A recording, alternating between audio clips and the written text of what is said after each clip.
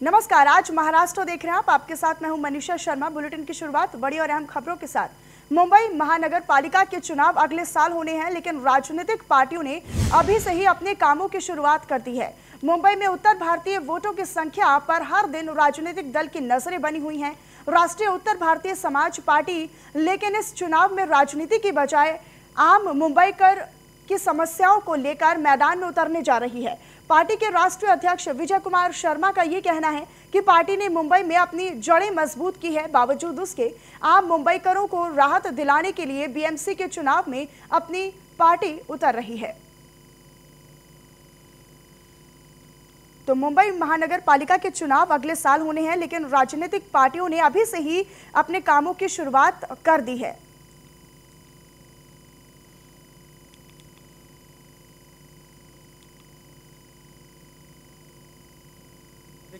राष्ट्रीय उत्तर भारतीय समाज पार्टी मुंबई को एक स्वस्थ नगरी बनाना चाहती है।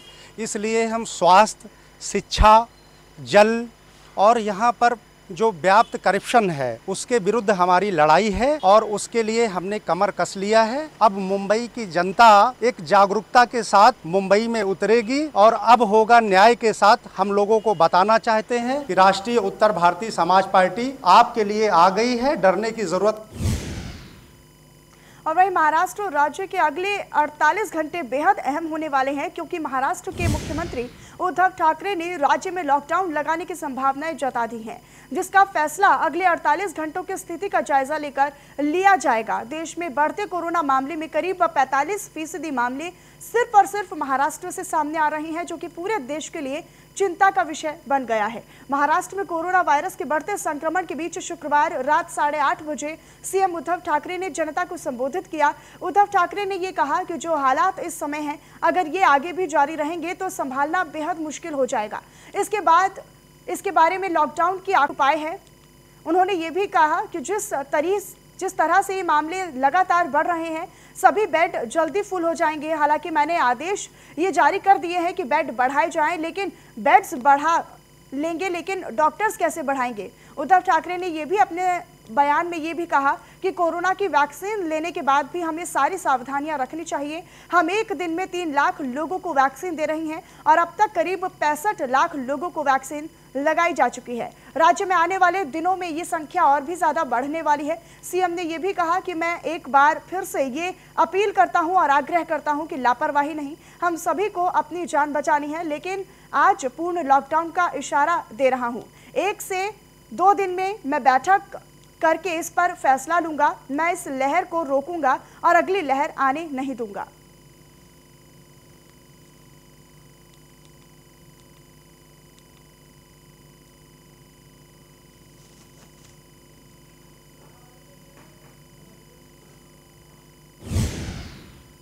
महाराष्ट्र विधानसभा के नेता विपक्ष देवेंद्र फडणवीस ने मुख्यमंत्री द्वारा लिए गए कल के जनता संवाद में टिप्पणी करते हुए कहा कि लॉकडाउन को लेकर उनका विरोध नहीं है, लेकिन लॉकडाउन कोई रूटीन चीज नहीं है कि सोचा और लगा दिया। प्रधानमंत्री नरेंद्र मोदी ने लॉकडाउन करते वक्त देश के आखिरी पायदान पर खड़े लोगों तक का विचार किया था। मुख्यमंत्री को भी वही करना चाहिए। फडणवीस ने आगे ये भी कहा कि राज्य में कई जगहों पर बेड नहीं मिल रहे हैं, वो क्यों नहीं मिल रहे हैं, उस पर वे क्या करने वाले हैं, ये बताना चाहिए था, लेकिन मुख्यमंत्री ने ऐसा नहीं किया। उन्होंने सिर्फ विपक्ष पर तंज कसने और ताने देने में अपना सारा समय खराब कर दिया। कल के भाषण में ना कोरोना बढ़ने के कारणों का जिक्र था, ना ही उपाय, ना ही योजनाओं की चर्चा थी। फिर भाषण में था क्या, केवल दुनिया भर के देशों में कोरोना कैसे बढ़ रहा है ये कहने से काम नहीं चलेगा। उन देशों ने अपनी जनता का ध्यान रखने के लिए क्या पैकेज दिया है, ये ध्यान रखना होगा। कुछ इस तरीके से उन्होंने मुख्यमंत्री उद्धव ठाकरे पर ताने कसे। देवेंद्र फडणवीस ने ठाकरे सरकार की कार्य पद्धति पर टिप्पणी करते हुए कहा कि राज्य की जनता की मदद नहीं करने वाली देश की ये अकेली और इकलौती सरकार है। केंद्र सरकार ने 20 लाख करोड़ का पैकेज दिया था, अलग अलग राज्यों ने भी पैकेज दिए, लेकिन ठाकरे सरकार ने कुछ नहीं दिया। उल्टा इस सरकार ने लोगों की बिजली काट दी, लोगों को सदमे दिए। कोविड काल में लोगों को तकलीफें देने वाली ये इकलौती सरकार है।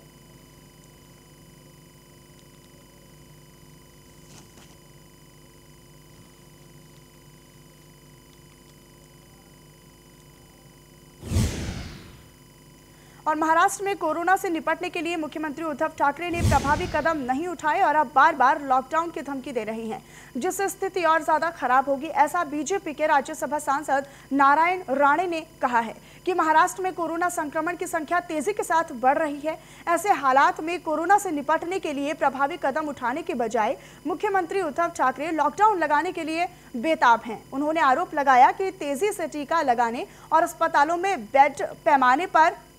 बड़े पैमाने पर बेड उपलब्ध कराने की योजना नहीं होने से मरीजों की संख्या तेजी के साथ बढ़ रही है और मुख्यमंत्री उद्धव ठाकरे घर से बाहर नहीं निकलते। ऐसे में वे लोगों की तकलीफों को कैसे समझ पाएंगे।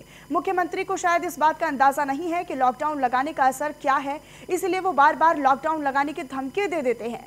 ऐसा आरोप नारायण राणे ने लगाया है।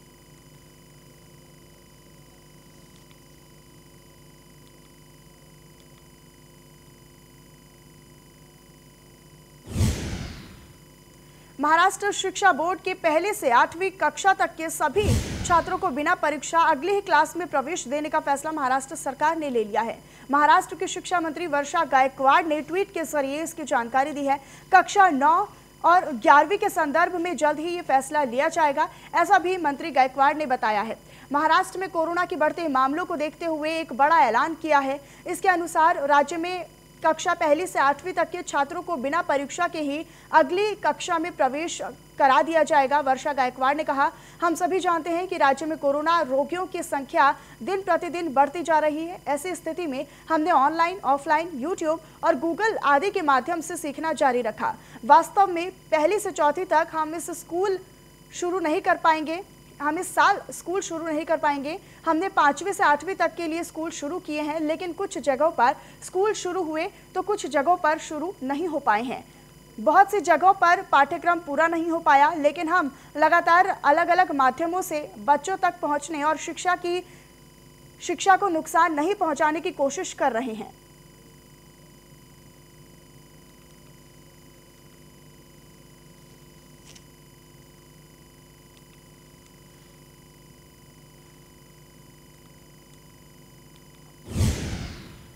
और मुंबई में कोरोना के बढ़ते आंकड़ों ने सरकार की चिंता बढ़ा दी है। आपको बता दें कि एक दिन में 47,000 से भी ज्यादा नए मामले दर्ज किए गए हैं। मुंबई में कोरोना का संक्रमण लगातार तेजी के साथ बढ़ रहा है। एक ही दिन में 47,827 नए मामले दर्ज किए गए हैं। इन आंकड़ों के चलते सरकार की चिंता बढ़ती ही नजर आ रही है। बता दें कि फरवरी 2021 से कोरोना संक्रमित मरीजों के नए मामलों में भारी बढ़ोतरी देखने को मिली है। मरीजों की बढ़ती रफ्तार ने सभी की चिंताएं बढ़ा दी हैं।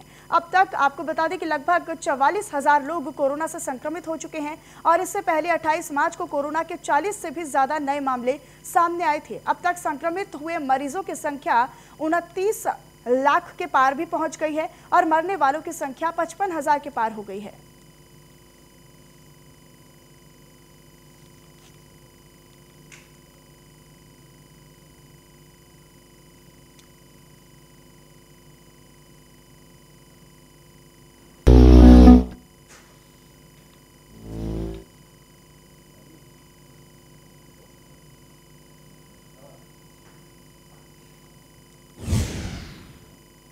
और वहीं मुंबई में एक दिन में 8,000 से ज्यादा नए मामले सामने आए हैं। पिछले 24 घंटे में लगभग 5,000 से ज्यादा मरीज ठीक भी हुए हैं। मुंबई में एक दिन में लगभग 8,000 कोरोना के नए मामले सामने आए हैं। मुंबई में अब तक के सबसे बड़े आंकड़े हैं। तो वहीं बीते शुक्रवार 20 कोरोना संक्रमित मरीजों की मौत भी हो गई है।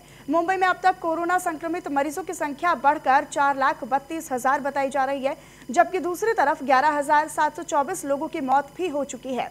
तो वहीं आपको बता दें कि बीते 24 घंटों में 5,000 से ज्यादा नए कोरोना के मरीज भी ठीक हो चुके हैं। इसके साथ ही अब तक 3,61,000 लोग कोरोना को मात भी दे चुके हैं।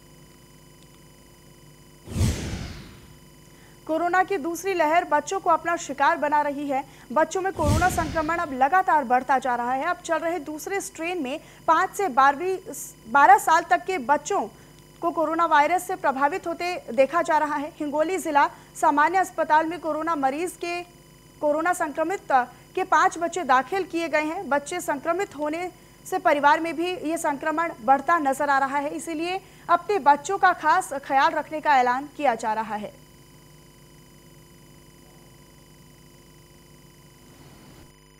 अभी जो ट्रेंड आ रहा है इसमें पूरा यंग जनरेशन और ख़ास तौर पे जो छोटे बच्चे हैं वो भी अफेक्ट हो रहे हैं। अभी सिविल हॉस्पिटल में अभी तक समझो 4-5 बच्चे हुए अभी एडमिट है। ये अभी का ट्रेंड सब यंग जनरेशन और छोटे बच्चों में बहुत अफेक्ट कर रहा है। वहीं मुंबई में कोरोना मरीजों की संख्या तेजी के साथ बढ़ती नजर आ रही है। इस बढ़ती संख्या की वजह से अस्पतालों और जंबो कोविड सेंटर पर भार बढ़ने लगा है। हालात ये हैं कि अभी से ही सरकारी अस्पतालों और जंबो सेंटर के करीब 50% बेड अब फुल बताए जा रहे हैं। हालांकि प्रशासन अब धीरे धीरे बफर में रखे गए बेड को एक्टिवेट कर रहा है और इसके साथ ही होम आइसोलेशन को भी लेकर बीएमसी ने नई गाइडलाइंस जारी कर दी हैं, जिससे अस्पतालों में भार कम हो सकता है। और बता दें कि मुंबई में कोरोना के नए मामलों के रिकॉर्ड अब रोजाना टूटते नजर आ रहे हैं। गुरुवार को कोरोना के नए मरीजों की संख्या 9000 तक पहुंच गई है। अंधेरी में 7 हिल्स, गोरेगांव के Nexo jumbo centres, Mulund jumbo centre, BKC, barley NSCI home और केईटीएम अस्पताल में कोविड मरीजों के लिए आरक्षित बेड लगभग फुल होते जा रहे हैं। यहां पर बेड के लिए अभी से ही कतार लगने लगी है। बीएमसी के अतिरिक्त आयुक्त सुरेश काकानी ने बताया कि प्रशासन बेड की उपलब्धता पर ध्यान रखे हुए हैं। उन्होंने ये भी बताया कि बेड की संख्या अब धीरे धीरे बढ़ाई जा रही है।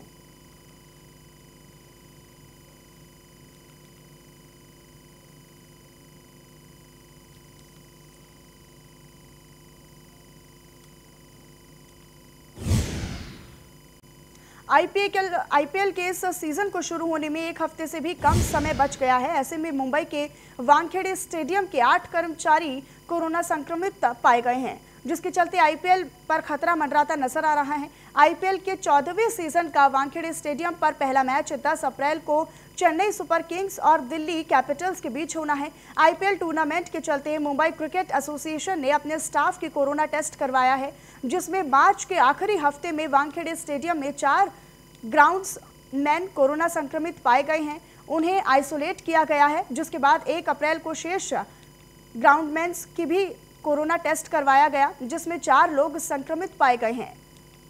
तो एमसीए के अधिकतर ग्राउंड्समैन जो कि लोकल ट्रेन से सफ़र करते हैं, उन्हें वो स्टेडियम तक पहुंचते हैं। और एमसीए की माने तो आईपीएल टूर्नामेंट के लिए वानखेड़े स्टेडियम के पिच और स्टेडियम का पूरा काम लगभग पूरा बताया जा रहा है। लेकिन सूत्रों की माने तो मुंबई क्रिकेट एसोसिएशन के पास ग्राउंड स्टाफ की कमी नहीं है। कांदिवली और बांद्रा में एमसीए के 2 स्टेडियम्स हैं, जहां के ग्राउंड्स अब वानखेड़े स्टेडियम में काम करेंगे और लेकिन पहले उन ग्राउंड स्टाफ का भी कोरोना टेस्ट किया जाएगा। ऐसी जानकारी एमसीए के सूत्रों ने दी है।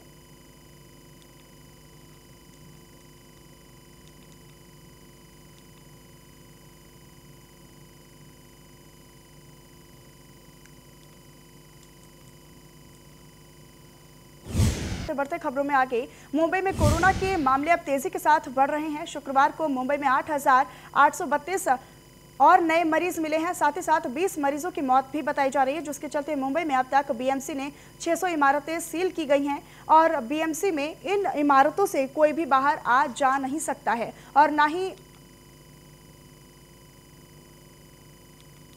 ना ही कोई इधर उधर जा सकता है और सिर्फ विशेष स्थिति में ही अनुमति मिल सकेगी।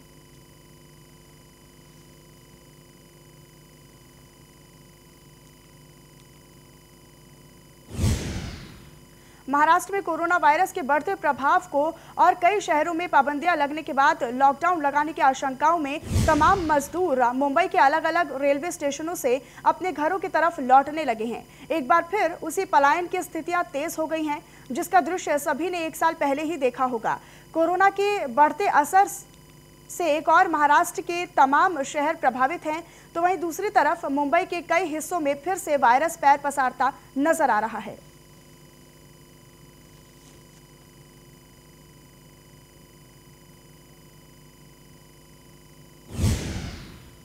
75 सालों से ज्यादा उम्र के लोग, दिव्यांग और बिस्तर से उठने में असमर्थ लोगों को उनके घर तक जाकर कोरोना के टीके की खुराक उपलब्ध कराने की मांग करने वाली जनहित याचिका बॉम्बे हाई कोर्ट में दायर की गई है। इस याचिका में हाई कोर्ट से अनुरोध किया गया है कि वो केंद्र, राज्य सरकार और बीएमसी को 75 सालों से ज्यादा उम्र के लोगों, दिव्यांग और बिस्तर से उठने में असमर्थ लोगों को उनके घर जाकर कोरोना की खुराक उपलब्ध करा दी जाए।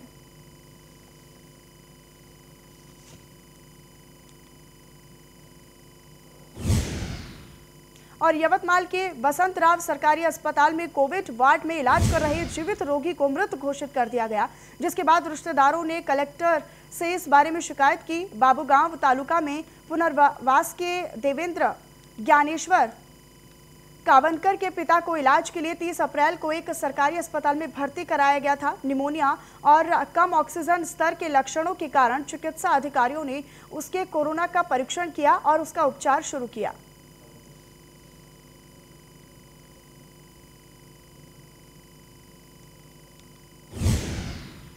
और औरंगाबाद जिले के वैजापुर शहर में एक इंस्टाग्राम स्टार को दुकान के उद्घाटन के लिए बुलाना महंगा पड़ता नजर आया। तब जब उद्घाटन के लिए इकट्ठा हुई भीड़ के लिए दोषी मानकर प्रशासन ने दुकानदार को 25,000 रुपए का जुर्माना लगाया है। वैजापुर शहर के येवला रोड पर एक कपड़े की दुकान का उद्घाटन शाम 7 बजे किया गया था।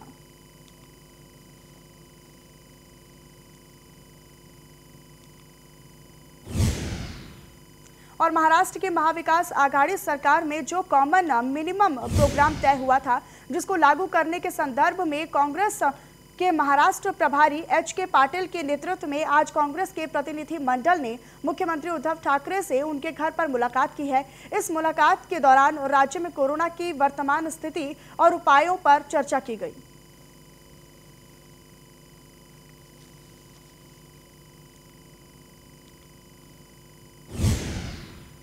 मुंबई से खबर आपको बता दूं, जहां पर सड़क निर्माण के लिए सरकार ने फंड जारी किया है। सड़क परिवहन मंत्री नितिन गडकरी ने ट्विटर के जरिए इस बात की जानकारी दी है। मुंबई में सड़क निर्माण के लिए सरकार ने 2,780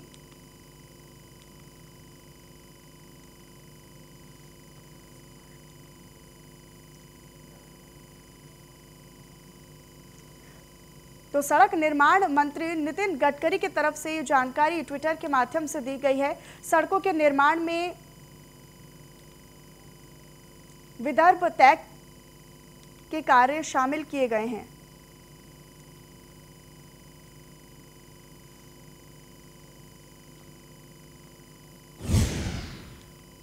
और वहीं दूसरी तरफ एंटीलिया विस्फोटक मामले और मनसुख हिरेन हत्या के मामले में गिरफ्तार एपीआई सचिन वाजे ने एनआईए अदालत में याचिका दाखिल करते हुए मेडिकल कंसल्टेंट की मांग की है।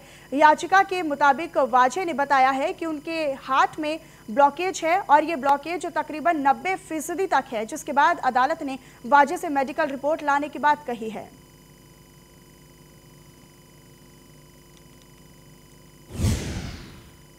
गढ़चिरौली में वन विभाग की लापरवाही सामने आई है। जंगलों में लगी आग पर वन विभाग कोई भी ध्यान नहीं दे रहा है। आग के कारण जंगली जानवर को नुकसान भी पहुंच सकता है। गढ़चिरौली में वन विभाग की लापरवाही सामने आ रही है।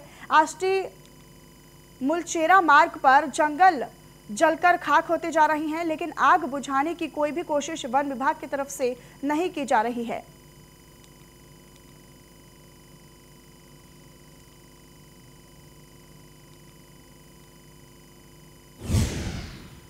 महाराष्ट्र के विदर्भ इलाकों के कई जंगलों में आग लगने की घटनाएं सामने आ रही हैं, लेकिन वन विभाग इस आग को गंभीरता से लेता नजर नहीं आ रहा है।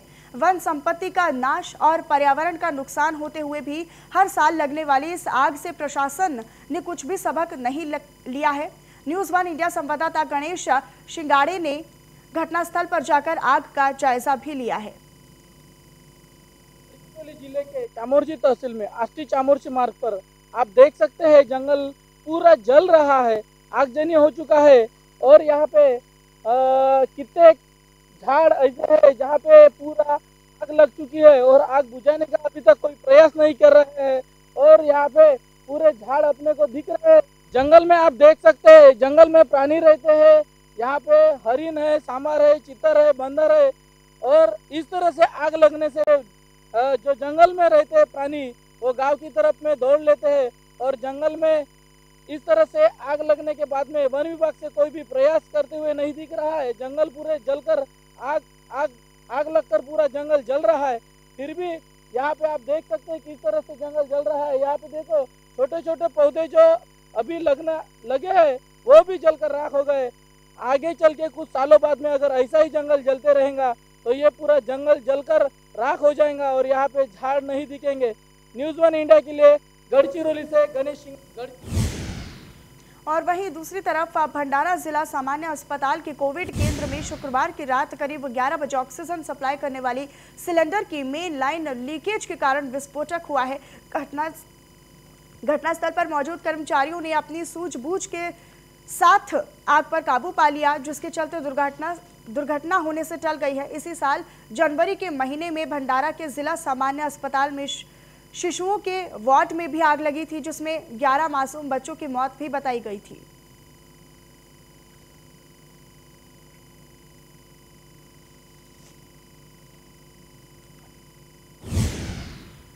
मुंबई से सटे पालघर जिले के बोईसर और तारापुर MIDC के Bajaj health care plant number N128 chemical company में सुबह भीषण आग लगने से हड़कंप मच गया। सूचना मिलते ही मौके पर पहुंची फायर ब्रिगेड की गाड़ी ने आग पर काबू पा लिया है। कंपनी के अंदर फंसे 50 से ज्यादा कामगारों को सुरक्षित जगह पर भेज दिया गया है।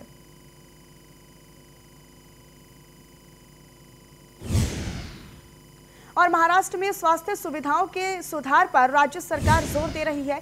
ऐसा कुछ घंटों पहले ही महाराष्ट्र के मुख्यमंत्री उद्धव ठाकरे ने कहा था, जिसका जायजा लेने के लिए तथ्य कुछ अलग ही सामने आए हैं। बुल्ढाना जिले के संग्रामपुर तहसील के वरवट बकाल के ग्रामीण अस्पताल की हालत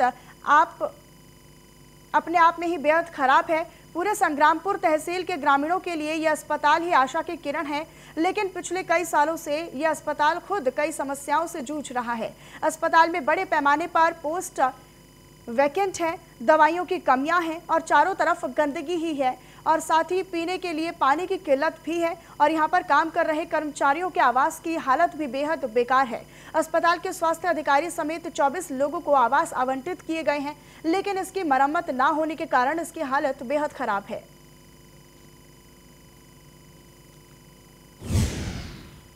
मुंबई में सबसे अमीर जगह के रूप में जाना जाने वाला मालाबार हिल में रिकॉर्ड लेन देन हुआ है। मालाबार हिल में 1000 करोड़ रुपए में घर का सौदा किया गया है और घर को एवेन्यू सुपरमार्ट के संस्थापक राधाकृष्ण दमानी द्वारा खरीदा गया था, जो कि डी मार्ट के मालिक भी हैं। और ये घर मालाबार हिल के नारायण दाभोलकर मार्ग पर मंधुकुंज भवन में है, जिसका सौदा इसी साल 31 मार्च में हुआ था।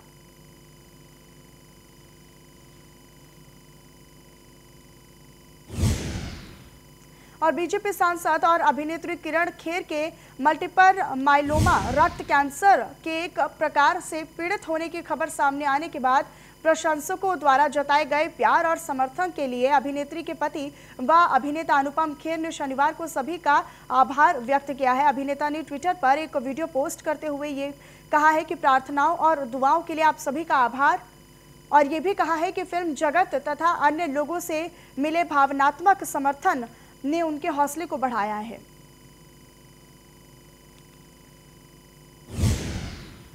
और इसी के साथ आज महाराष्ट्र के इस खास बुलेटिन में इतना ही। मुझे दीजिए इजाजत। नमस्कार।